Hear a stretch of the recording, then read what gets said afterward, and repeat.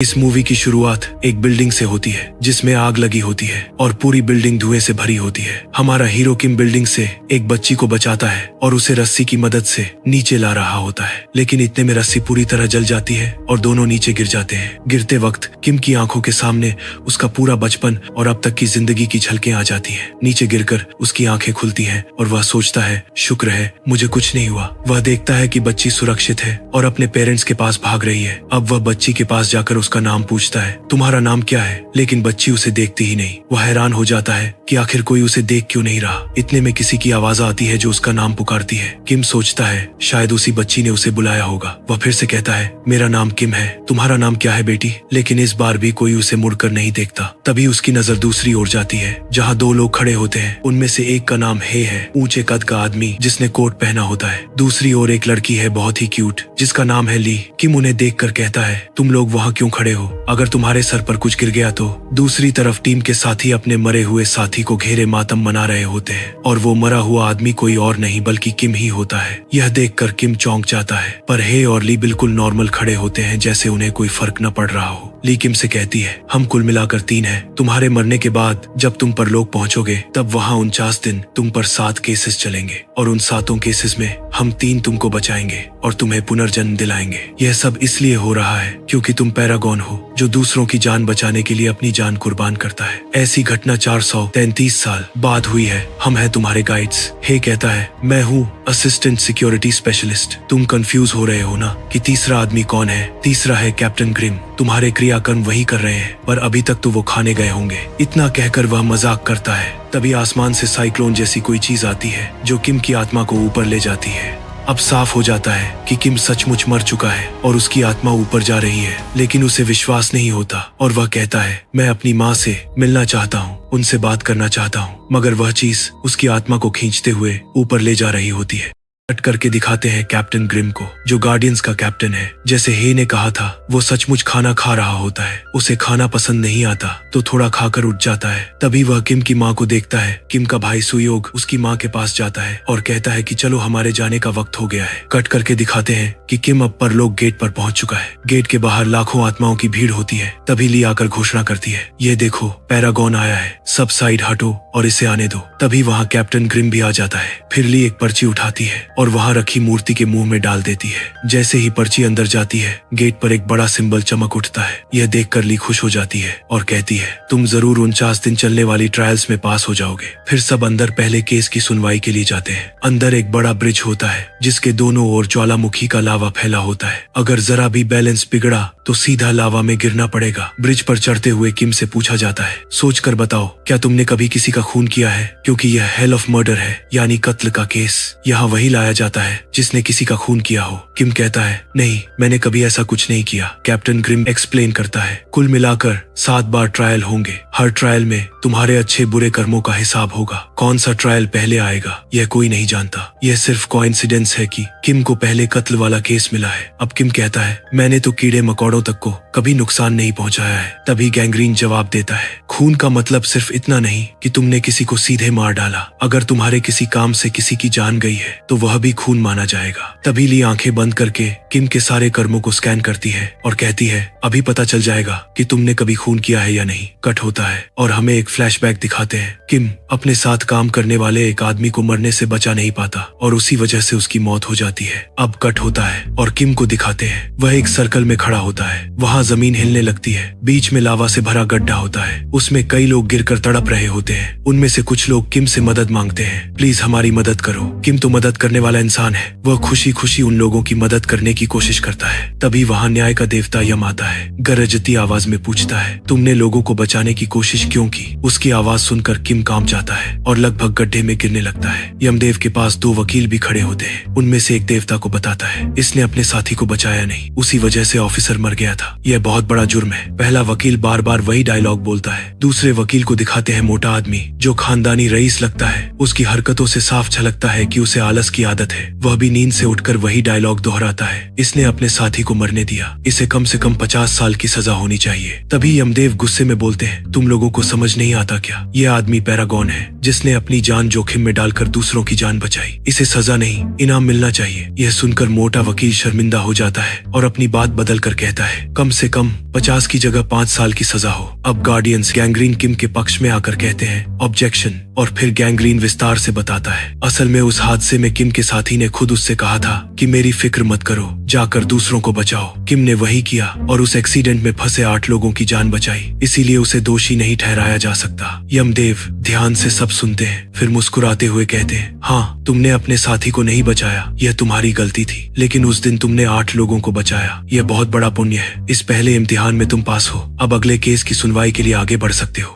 अब किम और उसके गार्डियंस दूसरे देवता के पास जा रहे होते हैं। ली कहती है, अब तुम आसानी से पास हो जाओगे, क्योंकि अगला केस आलसी लोगों की सजा का है, लेकिन तुम तो अपनी ड्यूटी में हमेशा दौड़ भाग करने वाले मेहनती इंसान हो, इसीलिए इसमें कोई दिक्कत नहीं होगी। अब वे दूसरे देवता के गेट पर पहुंचते हैं। अंदर जाकर गार्डियंस किम की खूब प्रशंसा करते हैं। इसने हमेशा दूसरों की मदद की है, अपने बारे में कभी नहीं सोचा, यह अपनी ड्यूटी में भी मेहनती और ईमानदार है। यह सारी बातें सुनकर वहाँ की देवी, जो आलसी लोगों को सजा देती है, प्रभावित हो जाती है और कहती है, तुम्हें कोई सजा नहीं मिलेगी। तुम जैसे अच्छे और मेहनती इंसान को मैंने आज तक नहीं देखा। तुम्हारी तो यहाँ एक मूर्ति खड़ी करनी चाहिए। देवी शायद कुछ ज्यादा ही इम्प्रेस हो जाती है। वह किम से पूछती है, तुमने यह सब क्यों किया? किम सच बोल देता है, मैंने यह सब पैसों के लिए किया। बस अब गार्डियंस का सारा प्लान खराब हो जाता है। देवी गुस्से में कहती है, सिर्फ पैसों के लिए? तुम्हें जरूर सजा मिलेगी। वह एक बड़ा लीवर खींचकर किम को दूर धकेल देती है। किम तेजी से नीचे गिरता है और वहाँ पहुँचता है जहाँ भारी भरकम लोहे की मशीनें चल रही होती हैं। वहाँ हजारों आत्माएं उन मशीनों को चला रही होती हैं। यह देखकर किम घबरा जाता है। तभी गैंग्रीन और हे मिलकर किम को बचा लेते हैं और देवी को सच्चाई बताते हैं। वे विजुअल में दिखाते हैं कि असल में किम ने क्यों कहा था कि वह पैसों के लिए काम करता है। असलियत यह थी कि उसकी माँ बहुत बीमार थी और उसका भाई कॉलेज में पढ़ रहा था, जिसकी फीस बहुत ज्यादा थी, इसलिए किम को दिन रात मेहनत करनी पड़ती थी। यह देखकर देवी पिघल जाती है और कहती है, बच्चे, तुम सचमुच अच्छे इंसान हो, तुम पास हो। इस तरह किम दूसरा टेस्ट भी पास कर लेता है और अब अगले केस की ओर बढ़ता है। अब तीसरे गेट का एक ही हल है, मैं धरती पर जाकर देखता हूँ कि वह आत्मा किसकी है और उसे ठिकाने लगा कर आता हूँ। तब तक हे और ली तुम्हारा ध्यान रखेंगे। इतना कहकर गैंग्रीन किम को दूसरे गार्डियंस को सौंपता है और धरती की ओर निकल जाता है। और अब हमें जर्सी को दिखाते हैं, जहाँ किम के परिवार का एक सदस्य मर गया है और वह और कोई नहीं बल्कि उसका भाई सुयोन होता है। तभी गैंग्रीन अपनी तलवार निकाल लेता है और सुयोन की आत्मा को पकड़ने की कोशिश करता है, लेकिन यह आत्मा मासूम भाई जैसी नहीं होती। वह गैंग्रीन को चकमा देकर भाग जाती है। गैंग्रीन उसे छोड़ता नहीं और उसका पीछा करता है। दोस्तों, यह सीन मूवी में बहुत ही खतरनाक तरीके से फिल्माया गया है। बहुत मशक्कत के बाद सुयोन की आत्मा आखिरकार गैंग्रीन के हाथ आ जाती है और दूसरी ओर किम को दिखाते हैं, जो अपने गार्डियंस के साथ जा रहा होता है। तभी उन पर मॉन्स्टर्स हमला कर देते हैं। गार्डियंस को चिंता होने लगती है, क्योंकि गैंग्रीन अभी लौटा नहीं है और उन्हें अकेले ही मॉन्स्टर्स का सामना करना पड़ रहा है। तभी आकाश में अचानक से बहुत बड़ा देवता प्रकट होता है। वह देवताओं का देवता होता है। गार्डियंस उसे देखकर घुटनों के बल बैठ जाते हैं और प्रणाम करते हैं, लेकिन वह देवता जबरदस्ती किम से भी प्रणाम करवाता है। देवताओं का देवता पूछता है, यह तो पैरागॉन है ना, फिर इस पर ये मॉन्स्टर्स क्यों हमला कर रहे हैं? गार्डियंस बताते हैं कि असल में इसका एक परिवार का सदस्य मर गया है और उसकी आत्मा धरती पर भटक रही है, इसी वजह से ये मुसीबतें आ रही हैं। हमारा कैप्टन गैंग्रीन धरती पर इस आत्मा को शांत करने गया है और जल्द ही लौट आएगा। देवता कहता है, ठीक है, लेकिन काम जल्दी होना चाहिए। उस आत्मा को जल्द से जल्द सही ठिकाने पहुंचाओ। देवता की बात सुनकर किम टेंशन में आ जाता है, क्योंकि उसके परिवार का सदस्य ही मरा होता है। गुस्से में वह देवताओं के देवता का कॉलर पकड़ लेता है और उसे डांटता है। यह देखकर गार्डियंस सन्न रह जाते हैं। वे तुरंत किम को देवता से दूर खींचते हैं और उससे माफी मांगते हैं। देवताओं का देवता कुछ खास नहीं करता, बस गार्डियंस को डांटते हुए कहता है, तुम लोग पागल हो क्या, जो इसे कंट्रोल नहीं कर पा रहे, और वहां से चला जाता है। अब वे अगले जज के पास पहुंचते हैं। वहाँ एक लड़की लॉलीपॉप खा रही होती है। असल में यह ज्ञान की देवी है, जो धोखा देने वालों के केस की सुनवाई करती है। वहीं पर किम को फंसाने की कोशिश होती है। आरोप लगता है कि इस आदमी ने एक छोटी बच्ची के साथ धोखा किया है। इसने उस बच्ची को उसके डैडी की तरह लेटर भेजे थे, 1-2 नहीं बल्कि पूरे 98 लेटर। इस धोखे की वजह से इसे सजा मिलनी चाहिए। किम मान जाता है और कहता है, हाँ, वो बहुत छोटी बच्ची थी, इसीलिए उसका दिल रखने के लिए मैंने उसे लेटर्स भेजे। यह सुनकर लॉलीपॉप वाली देवी, जो खुद भी बच्ची जैसी सी दिखती है, सजा सुना देती है, इसकी जीभ काट दी जाए। गार्डियंस कुछ नहीं कर पाते क्योंकि गैंग्रीन अभी भी धरती से नहीं लौटा होता। गार्डियंस किसी तरह गैंग्रीन से कांटेक्ट करते हैं। गैंग्रीन अपना माइंड ली के माइंड से लिंक करता है और बोलना शुरू करता है। वह कहता है, हमें यह केस लड़ने का आखिरी मौका दीजिए। किम ने सिर्फ उस बच्ची को लेटर्स नहीं भेजे थे, बल्कि अपनी माँ को भी पूरे 15 साल तक छोटे छोटे लेटर्स लिखे। उसकी माँ बहुत बीमार थी और डॉक्टरों ने जवाब दे दिया था, लेकिन किम के लेटर्स पढ़ पढ़कर वह माँ खुश होती रही और धीरे धीरे ठीक हो गई। किम ने अपनी माँ को यह लिखा कि मैं बहुत खुश हूँ, मेरी शादी हो चुकी है और मैं अच्छी जिंदगी जी रहा हूँ, जबकि असल में ऐसा कुछ नहीं था, लेकिन उन झूठे लेटर्स ने उसकी माँ को जिंदा रखा और खुश किया। इसी तरह गैंग्रीन बताता है कि जिस बच्ची को किम ने लेटर्स लिखे थे वह अपने पापा की मौत से दुखी थी। किम के लेटर्स पढ़कर वह बच्ची भी खुश हो गई और अपने दुख से बाहर निकल आई। यह सब सुनकर लॉलीपॉप वाली देवी पिघल जाती है और कहती है, तुम सच में बहुत भले इंसान हो, तुम्हें मैं यहाँ से पास करवाती हूँ। इस तरह किम यह केस भी पास कर लेता है। जंगल का दृश्य दिखता है। तीनों किम और उसके गार्डियंस चलते जा रहे होते हैं। तभी गैंग्रीन लौट आता है और किम से कहता है, मैंने तुम्हारी माँ को देखा, वह बिल्कुल ठीक है, तुम्हारा भाई भी ठीक है। यह सुनकर किम राहत की सांस लेता है और कहता है, शुक्र है मेरे परिवार में किसी को कुछ नहीं हुआ। तभी गैंग्रीन गार्डियंस से अलग से कहता है, असल में किम का भाई सुयोन मर चुका है, लेकिन ध्यान रखना इसे इस बात की खबर कभी ना हो। और वह फिर से धरती के लिए रवाना हो जाता है। सीन कट होता है और अब हमें सुयोन की असली कहानी दिखाई जाती है। सुयोन एक सोल्जर था। वह रात को एक चौकी पर खड़ा गार्ड ड्यूटी कर रहा होता है। उसके साथ एक जूनियर सोल्जर भी होता है जो बहुत डरा हुआ होता है। सुयोन उसे हिम्मत देता है और गले लगाकर मोटिवेट करता है। तभी गलती से जूनियर सोल्जर का हाथ ट्रिगर पर चला जाता है और गोली चल जाती है। सुयोन बुरी तरह घायल हो जाता है, खून बहने लगता है। मरने की हालत में भी वह अपने जूनियर को बचाना चाहता है और कहता है,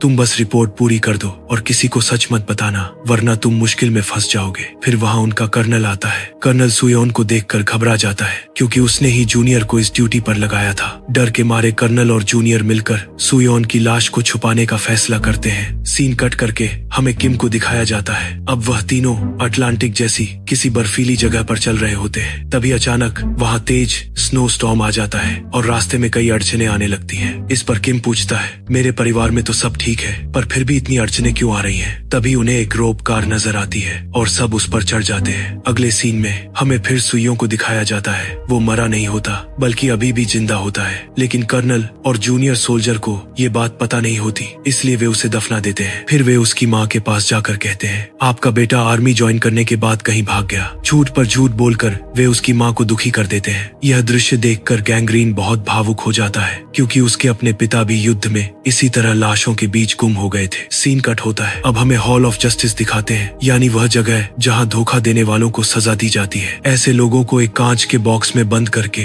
धीरे धीरे दबाया जाता है और उन्हें बुरी तरह टॉर्चर किया जाता है। ये सारी डिटेल ली बता रही होती है। अगले सीन में तीनों को एक रोप कार में जाते हुए दिखाया जाता है। तभी न जाने क्यों हे अपने ही ख्यालों में खो जाता है और अचानक किम को बता देता है कि उसका भाई मर चुका है। यह सुनकर किम चौंक जाता है। इतने में ही रोप कार की एक रस्सी टूट जाती है और वह एक तरफ से खतरनाक तरीके से लटकने लगती है, लेकिन किम जो कि एक फायर फाइटर है, वह बड़ी बहादुरी से खुद को और अपने गार्डियंस को बचा लेता है। अब किम ठान लेता है कि चाहे कुछ भी हो जाए वह पुनर्जन्म जरूर पाएगा।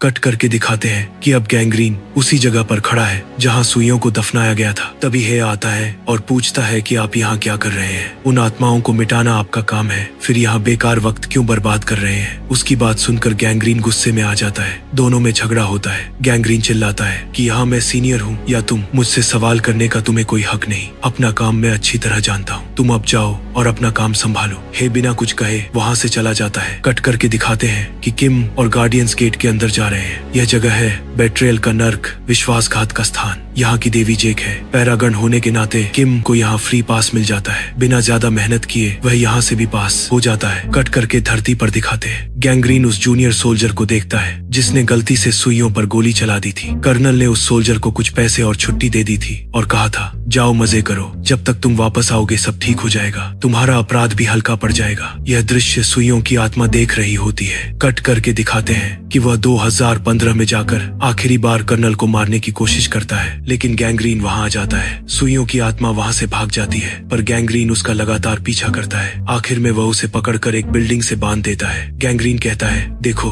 तुम जो करने जा रहे हो वह बिल्कुल गलत है। अगर तुम बदला लेने का वादा छोड़ दो तो मैं तुम्हें पुनर्जन्म दिला सकता हूँ। कुछ दिन सब्र करो। पर आत्मा चीख कर कहती है, तुम्हें अंदाजा भी नहीं है मैंने कितनी तकलीफें सही हैं। मैं बदला जरूर लूंगी। इतना कहकर वह फिर से भाग जाती है। कट करके कर्नल को दिखाते हैं। वह अपने साथियों से कहता है, मुझसे अब यह सब नहीं होगा। मैं बहुत गिल्टी फील कर रहा हूँ। मैं मर जाना चाहता हूँ। कर्नल को उसका साथी रोकता है, क्या बकवास कर रहे हो? यह इतना बड़ा पाप भी नहीं जितना तुम समझ रहे हो। इस तरह उसे समझाकर भेज देता है। यह सब सुइयों की आत्मा देख रही होती है। कट करके गार्डियंस को दिखाते हैं। गैंग्रीन कहता है, सुइयों की आत्मा बहुत जिद्दी है। सब कुछ सही चलने के लिए जरूरी है कि उसकी आत्मा को खत्म कर दिया जाए। यह सुनकर किम दौड़कर गैंग्रीन के पैरों में गिर जाता है और रोते हुए कहता है, प्लीज मेरे भाई को मत मारो, उसे भी पूर्ण जीवन दिला दो। कट करके दिखाते हैं कि धरती पर जूनियर सोल्जर किम के घर जाता है। वह उसकी माँ के सामने शराब में डूबा हुआ रोता है। किम की माँ दरवाजा बंद कर देती है। वह एक बैग वहाँ छोड़कर चला जाता है। जब बैग खोला जाता है तो उसमें एक मैप मिलता है। उस पर एक्स मार्क बनी होती है। वहीं पर सुइयों को दफनाया गया था। सीन कट होता है। जूनियर सोल्जर खुद को फांसी लगाने की कोशिश कर रहा होता है। ये सीन गैंग्रीन और सुइयों की आत्मा दोनों देख रहे होते हैं। आत्मा को यकीन हो जाता है कि उसने अनजाने में गोली चलाई थी और उसके बाद से बेचारा लगातार बचता रहा है। आत्मा सोचती है, नहीं,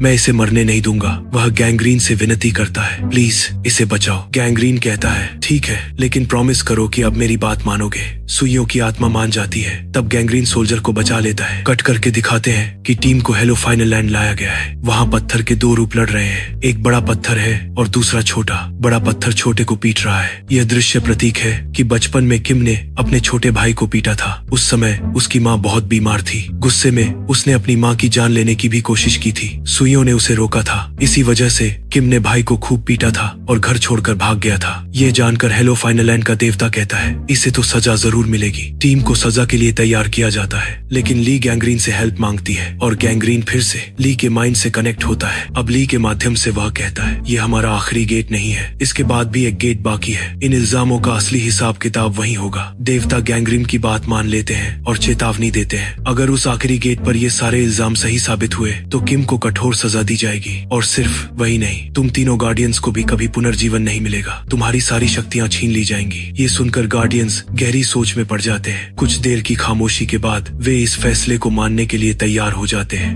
कट करके धरती पर गैंग्रीन को दिखाते हैं। वह सुइयों की आत्मा से कहता है, अब अपने शरीर में लौट जाओ। आत्मा मान जाती है। सुइयों की आंख खुलती है और वह जिंदा हो जाता है। अगले सीन में उसकी माँ को दिखाया जाता है। वह मैप लेकर कर्नल के पास जाती है और कहती है, मेरा बेटा कहीं नहीं भागा, वह यहीं है। कर्नल घबरा जाता है और उसे भगाने की कोशिश करता है। यह देखकर सुइयों फिर से आत्मा का रूप ले लेता है और कर्नल पर तूफान की तरह हमला कर देता है। लेकिन इस बार गैंग्रीन से सुइयों की आत्मा कंट्रोल नहीं हो पाती, इसलिए उसे हे को बुलाना पड़ता है और फिर बड़ी मुश्किल से दोनों मिलकर उसको शांत करते हैं। कट करके दिखाते हैं कि किम आखिरी गेट पर पहुंच चुका है। वहां जज है, देवताओं का नेता। यह वही है जिसकी शर्ट पकड़कर किम ने पहले बुरा बर्ताव किया था। वह कहता है, इसने अपनी माँ की जान लेने की कोशिश की थी और कभी माफी भी नहीं मांगी, इसे सजा मिलनी ही चाहिए। किम कहता है, मैंने सिर्फ कोशिश की थी, मारा नहीं था, और मेरी माँ को तो पता भी नहीं था, यह बचपना था। देवता गुस्से से चिल्लाता है, कौन कहता है उसकी माँ को नहीं पता था? वह उस वक्त बेहोश थी, लेकिन दिल से वह उसी वक्त मर चुकी थी जब उसे एहसास हुआ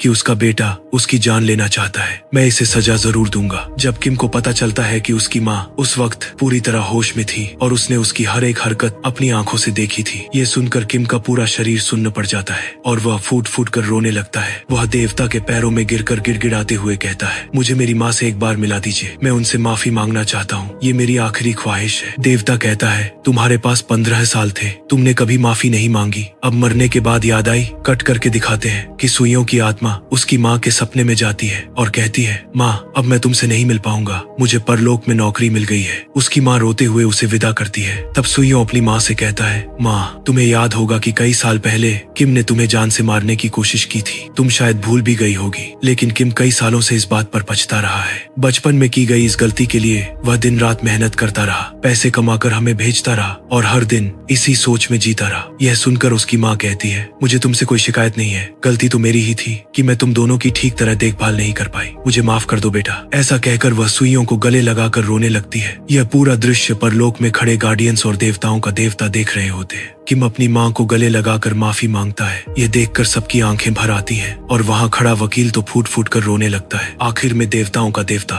उस कागज को फाड़ देता है जिसमें किम की सजा लिखी थी। वह कहता है, जब तुम्हारी माँ तुम्हें माफ कर चुकी है तो हम तुम्हें कैसे सजा दे सकते हैं। तुमने सच्चे दिल से माफी मांगी है और तुम्हारी माँ ने तुम्हें सच्चे दिल से माफ भी कर दिया है, इसीलिए मैं तुम्हें पुनर्जीवन देता हूँ। तुम सारी परीक्षाएं पास कर चुके हो। इस तरह किम को पुनर्जीवन मिल जाता है और वह पहले जैसा हो जाता है। वह गार्डियंस का शुक्र अदा करता है और वहाँ से निकल पड़ता है। कट करके धरती पर दिखाते हैं किम और उसके साथियों के पास एक टिकट होता है। यह टिकट सुइयों का होता है, बिल्कुल वैसा ही जैसा किम को मिला था। यह देखकर हे गार्डियन चौंक जाता है और कहता है, अगर इस पैरागन सुइयों को पहले ही घर का टिकट दे दिया गया और हम उसे परलोक ले गए तो हमें पहले गेट पर ही एंट्री नहीं मिलेगी, हमें वहाँ से बाहर भगा देंगे। और तुम हो कि इसे पैरागन टिकट देना चाहते हो। गैंग्रीन कहता है, याद रखो मैं तुम्हारा सीनियर हूँ, सिर्फ मैं आदेश दे सकता हूँ, तुम्हारा काम है उसे फॉलो करना। हे गार्डियन गुस्से में आकर कहता है, यह पहली बार है जब मैं आपको उल्टा जवाब दे रहा हूँ, इससे पहले मैंने कभी आपकी बात नहीं टाली। उसका सवाल सुनकर गैंग्रीन सोच में पड़ जाता है। तभी उसे एहसास होता है कि पहले जब उसने आदेश फॉलो करने से इनकार किया था तो वजह यही थी। देवताओं के देवता ने उस पर आरोप लगाया था क्योंकि धरती पर जिस काम के लिए वह आया था उसे पूरा करने के बजाय वह सुइयों की आत्मा के साथ लुका छिपी खेलकर वक्त बर्बाद कर रहा था। अब गैंग्रीन को सब साफ साफ समझ में आ जाता है। कट करके दिखाते हैं किम की माँ के पास एक पार्सल आता है। यह पार्सल गैंग्रीन डिलीवर करता है। उसमें एक राइस कुकर होता है जो किम ने अपनी माँ के लिए खरीदा था। उसके अंदर एक चिट्ठी होती है जो किम ने लिखी थी। उस चिट्ठी में किम ने माँ से अपनी सारी गलतियों के लिए माफी मांगी होती है। उसने लिखा होता है कि उसने माँ को जान से मारने की कोशिश क्यों की थी। उस वक्त वह बहुत छोटा था, माँ बहुत बीमार थी और उनके बचने का कोई चांस नहीं था। इसी वजह से वह चाहता था कि माँ को बिना तकलीफ दिए मार दे और खुद को व परिवार को भी खत्म कर ले। यही उसका प्लान था। पर उस दिन सुइयों ने उसे देख लिया और रोक लिया। उसी वजह से किम घर छोड़कर भाग गया। लेकिन 15 साल घर से दूर रहकर भी उसने माँ और भाई का पूरा ख्याल रखा। बहुत मेहनत करके पैसे भेजे। इतना ही नहीं, अपनी बीमार माँ को खुश करने के लिए 15 साल तक उसने झूठी चिट्ठियां लिखी कि वह शादी कर चुका है, बहुत खुशहाल जिंदगी जी रहा है और सुरक्षित है। उन चिट्ठियों को पढ़कर उसकी माँ को अपने बेटे पर गर्व होता था। कट करके दिखाते हैं गैंग्रीन, हे और ली अपने 49वें पैरागन यानी सुइयों को परलोक लेकर आते हैं और उसे पुनर्जीवन दिलाने का प्रोसेस शुरू करते हैं। लेकिन एक शर्त है, अगर इन तीनों गार्डियंस ने इस पैरागन को पुनर्जीवन दिला दिया तो बाद में वे खुद भी पुनर्जीवन पाकर वहीं रुक जाएंगे और यहीं पर फिल्म खत्म होती है। आगे क्या इन गार्डियंस सुइयों को पुनर्जीवन दिलाते हैं? क्या गैंग्रीन, हे और ली खुद पुनर्जीवन लेकर रुक जाएंगे? और आखिरकार फैसला किस ओर झुकेगा? बहुत जल्द हम इसका अगला पार्ट लेकर आने वाले हैं, तो चैनल को सब्सक्राइब जरूर करें और इस वीडियो को अपने दोस्तों के साथ शेयर करना बिल्कुल न भूलें। Thanks for watching.